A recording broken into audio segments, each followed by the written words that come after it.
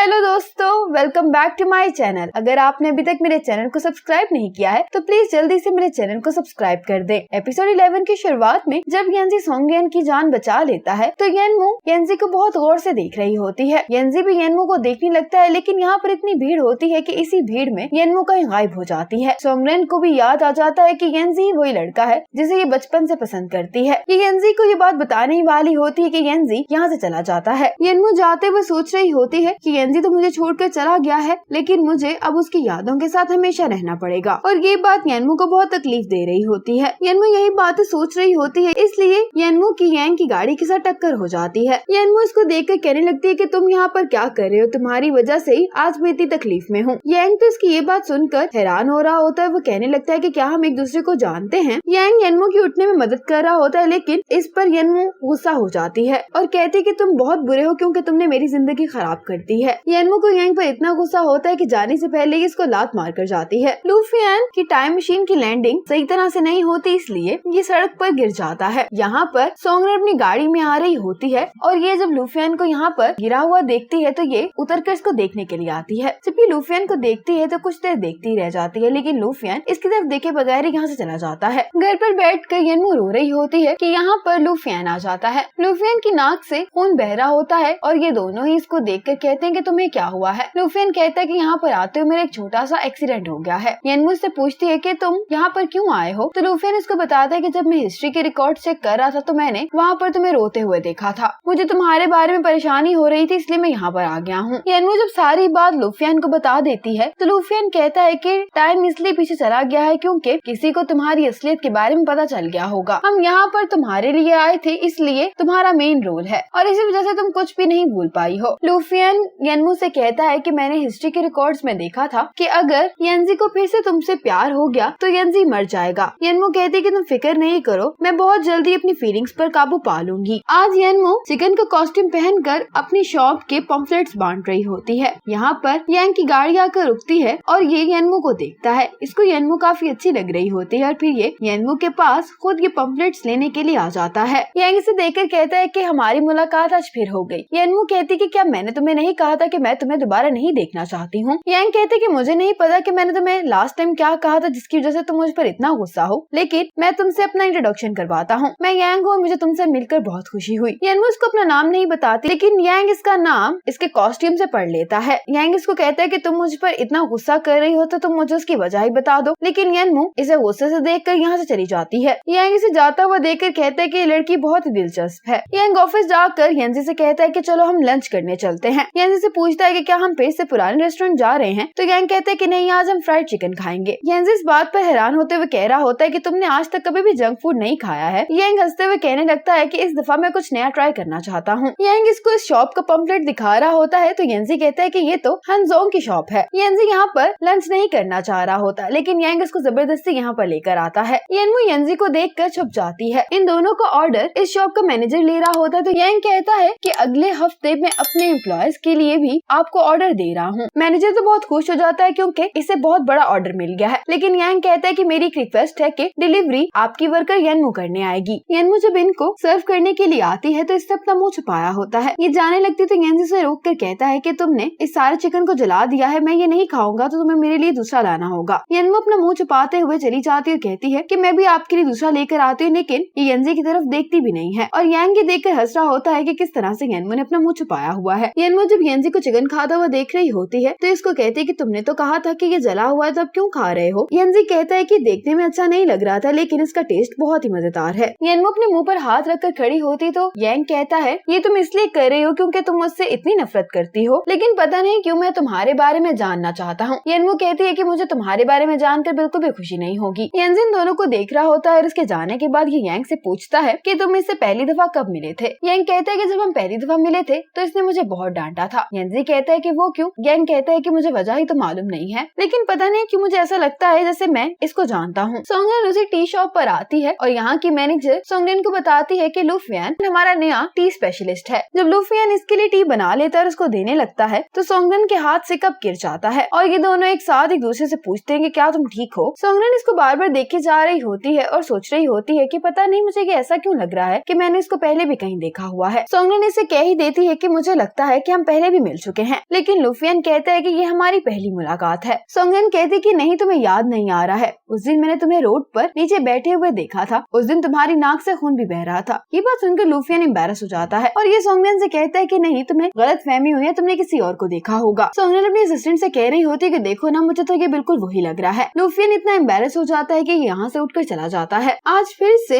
यांग और येनजी शॉप में आ जाते हैं। येनमू इनको देखकर पीछे को मुड़ जाती है और सोच रही होती है कि आज ये लोग यहाँ पर क्यों आए हैं। ये लोग जब ऑर्डर करके बैठ जाते हैं तो येनजी यांग से पूछता है कि तुम्हें हमेशा इस लड़की से बात करना क्यों अच्छा लगता है। यांग कहता है कि पता नहीं, जब भी मैं इससे मिलता हूँ तो मेरा इसको जानने का दिल करता है। यांग कहने लगता है कि तुमने उस दिन सोंगयन की जान बचाई थी, मुझे लगता है कि तुम्हारा और सोंगयन का कपल बहुत ही अच्छा रहेगा। येनजी कहता है कि तुम किस तरह की बातें कर रहे हो, मैंने तो सिर्फ उसकी मदद की थी। यांग कहता है कि लेकिन तुम इसको कंसीडर तो कर ही सकते हो। येनजी कहता है कि हम दोनों तो एक दूसरे को जानते भी नहीं है सही तरह से। ये बातें येनमू भी सुन रही होती है और इसको बिल्कुल भी अच्छा नहीं लग रहा होता। ये इनकी बातें सुनते सुनते सोचों में गुम हो जाती है, जिसकी वजह से इस पर गर्म पानी गिर जाता है। जब ये दोनों येनमू की आवाज सुनते तो इसके पास चले जाते हैं इसको देखने के लिए। येनमू कहती है कि मैं बिल्कुल ठीक हूँ, बस मेरा थोड़ा सा हाथ जल गया है। ये सुनकर यांग जल्दी से येनमू के लिए मेडिसिन लेने के लिए चला जाता है। जब ये मेडिसिन लेकर वापस आता है तो इसे कॉल आ जाती है। ये येनजी से कहता है कि मुझे एक बिजनेस मीटिंग पर जाना है, तो मेरी खातिर येनमू का ख्याल रखना। ये कहकर यांग से चला जाता है। येनमू तो इस बात पे बहुत खुश हो रही होती है कि येनजी इसके पास बैठा हुआ है। अब सभी इन्वेस्टर्स ये बात कर रहे होते हैं मीटिंग में कि येनजी जिस मेडिसिन पर काम कर रहा है उसको मार्केट में ले आना चाहिए, क्योंकि अगर हमसे पहले किसी और इंस्टीट्यूट ने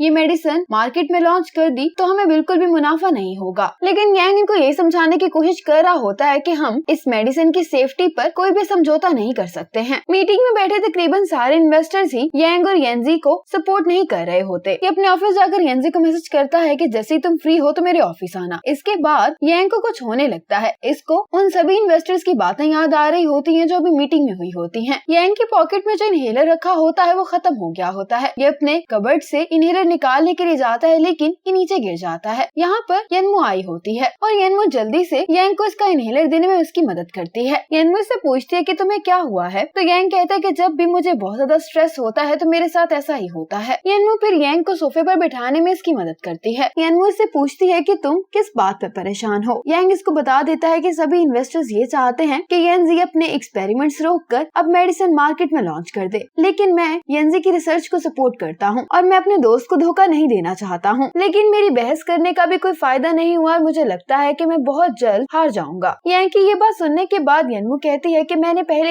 हमेशा यही समझा था कि यांग एक बहुत ही बुरा इंसान है, लेकिन यांग भी बहुत से मसलों में घिरा हुआ है। अब यहाँ पर येनजी भी आ जाता है। येनमू यांग से कहती है कि मैं जानती हूँ कि तुम्हें येनजी की बहुत परवाह है। येनमू कहती है लेकिन हर इंसान जो भी फैसला करता है उसको अपने फैसले का इंजाम भुगतना पड़ता है। एक गलत फैसला तुम्हें मुसीबत में डाल सकता है और हमें कभी भी उन लोगों को तकलीफ नहीं देनी चाहिए जिनसे हम प्यार करते हैं। येनजी बाहर खड़ा होकर येनमू की बातें सुन रहा होता है और कहता है कि लड़की देखने में तो पागल लगती है लेकिन बातें काफी अच्छी करती है। येनजी अब यहाँ पर आ जाता है तो येनमू यांग को बाय बोलकर यहाँ से चली जाती है। बाहर आने के बाद येनमू सोचती है कि जब यांग ने सभी इन्वेस्टर्स के प्रेशर की वजह से येनजी को धोखा देने का फैसला किया था तो तभी येनजी को इतनी मुश्किलात का सामना करना पड़ा था, लेकिन अब मैं ऐसा नहीं होने दूंगी। अब यांग येनजी को ये डॉक्यूमेंट्स दिखा रहा होता है तो येनजी कहता है कि तुम्हें पता है कि मैं इन्हें कभी भी साइन नहीं करूंगा। यांग इसे कहने लगता है कि मैं भी नहीं चाहता है कि हम फेज 2 को छोड़कर फेज 3 पर काम शुरू कर दें, लेकिन हमें कोई नया रास्ता ढूंढना होगा। जैसे ही येनमू इसकी ये बात सुनती है तो ये यहाँ पर आ जाती है। यांग से पूछता है कि तुम यहाँ पर क्यों आई हो, तो येनमू कहती है कि मैंने तुम्हें अभी कहा था कि तुम गिव अप नहीं कर सकते हो, मेरी ही गलती है जो मैंने तुम पर दोबारा एतबार कर लिया, हालांकि तुम सिर्फ एक खुदगर्ज इंसान हो। यांग को तो समझ नहीं आता कि आखिर इसको हो क्या गया है और फिर येनमू येनजी का हाथ पकड़कर इसको बाहर ले आती है। येनजी येनमू से पूछता है कि आखिर तुम हमसे चाहती क्या हो। येनमू कहती है कि मैं नहीं चाहती हूँ कि तुम लोगों के गलत फैसले की वजह से उन पेशेंट्स को नुकसान हो जिनके लिए तुम लोग काम कर रहे हो। येनजी कहते हैं कि मुझे ऐसा क्यों लगता है कि जैसे तुम मुझे जानती हो। येनमू कहती है कि नहीं, मैं तुम्हें नहीं जानती, और जाते हुए येनमू इसको ये कहती है कि तुम दोनों बेस्ट फ्रेंड्स और मुझे यकीन है कि तुम लोग मरीजों की सेफ्टी को नजरअंदाज नहीं करोगे। ये कहकर ये लिफ्ट में चली जाती है। येनजी इस बात पर हैरान होता है कि इसे इतना सब कुछ कैसे पता है। यांग भी ड्रिंक करते हुए उन्हीं बातों को सोच रहा होता है जो येनमू ने इससे आज कही होती हैं। उधर येनजी अपने साथ यांग और इसके एक और दोस्त की तस्वीर देख रहा होता है। सुबह येनजी यांग के पास आता है और उसे कहता है कि इतने मुश्किल हालात में हम जो भी फैसला करेंगे वो बहुत ही अहम होगा, और फिर कहने लगता है कि क्या तुम्हें याद है कि कॉलेज में क्या हुआ था। यांग ने अपने कॉलेज के लास्ट ईयर में जो रिसर्च सबमिट करवाई होती है उसके अंदर कोई गलतियाँ होती हैं। येनजी को इनके बारे में पता चल जाता है और कहने लगता है कि अगर कोई तुम्हारी छोड़ी हुई रिसर्च को कंटिन्यू करेगा तो तुम जानते हो कि उसका इंजाम क्या होगा। यांग कहने लगता है कि एक स्टूडेंट के पेपर से भला कौन रिसर्च को कंटिन्यू करेगा। यांजी कहता है कि अगर किसी ने कर ली तो, और वैसे भी तुम जानते हो कि हमारे मेजर के अंदर हम शॉर्टकट्स नहीं ले सकते हैं। फिर यांजी यांग से कहता है कि हम इस कॉइन के जरिए ये डिसाइड करेंगे, अगर यस आया तो तुम अपनी गलती मानोगे और अगर नो